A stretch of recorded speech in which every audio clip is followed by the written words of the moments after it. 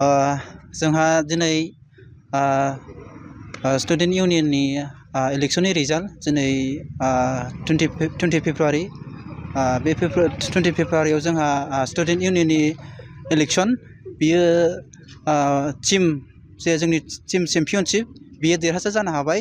Opposition team दंमोन नाथाय opposition टीमा गासै 2 केन्डिडेटफोर ओंखारनो नागिरदोंमोन, प्रेसिडेन्ट आरो कालचार सेक्रेटारि, नाथाय बिथांमोना जे सारिथा बे सारिथायाव मैया 19 फेब्रुवारिमोन, बे 19 फेब्रुवारियाव टाइमा बिथांमोननिया लेट जानायनि थाखाय बिथांमोननिखौ एक्सेप्ट खालामनाय जायासै। दा जोंनि जे टीम चेम्पियनशिप बे टीम चेम्पियनशिपआ दिनै उइनार जानो हाबाय गासिबो पर्टफलिय'आवनो। उइनार जानो हानाय जायनाखि इउनियन बडिनि सोद्रोमाफोर बैसोरखौ नोंथाङा मा खावलायहरो? आं बिथांमोनखौ गासिबो कंग्रेचुलेसन जासियो, जाहाथे बिथांमोना बे कलेजनि मोजां खामानिखौ मावनो हायो, मोजां डेभेलपमेन्ट लाबोनो हायो आरो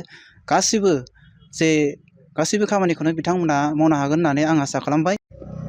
खुलुमबाय गासिबो नायगिरि नोंथांमोन आरो खौरांगिरि सारमोन। दिनै जोंनि बड'फा इउ.एन. ब्रह्म कलेज दतमायाव 2025नि गोदान स्टुडेन्ट इउनियन दानाय जाबाय, डिक्लेयार जाबाय। इलेक्शन जानो नागिरदोंमोन, नाथाय जोंनि टीम चेम्पियननि अनगा गुबुन टीम ओंखारैनि थाखाय इलेक्शन जायासै। बेनिखायनो जोंनि टीम चेम्पियननि गासै 11 केन्डिडेटफोरानो देरहासार जाबाय। दा बेनिनो आङो जेनेरेल सेक्रेटारि पस्टआव ओंखारदोंमोन। बेबायदियैनो दिनै जोंनि कलेजाव गोदान इउनियन बडियाव जेनेरेल सेक्रेटारिनि पस्टआव आंखौ देरहासार डिक्लेयार खालामबाय। आदसा, गोदानै बिबान मोननानै नोंथाङा बे फरायसालिनि जौगानायनि थाखाय मा हाबा मावलांनो सानदों?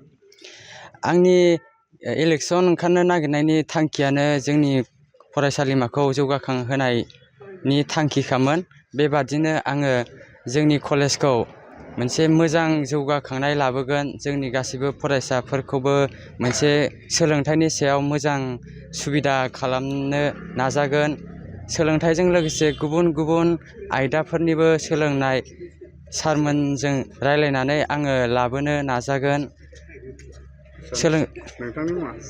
आंनि मुङा सानसोरां बसुमतारी। आङो दा BA 4th सेमिस्टाराव फरायो। आंनि डिपार्टमेन्टआ हिस्ट्रि।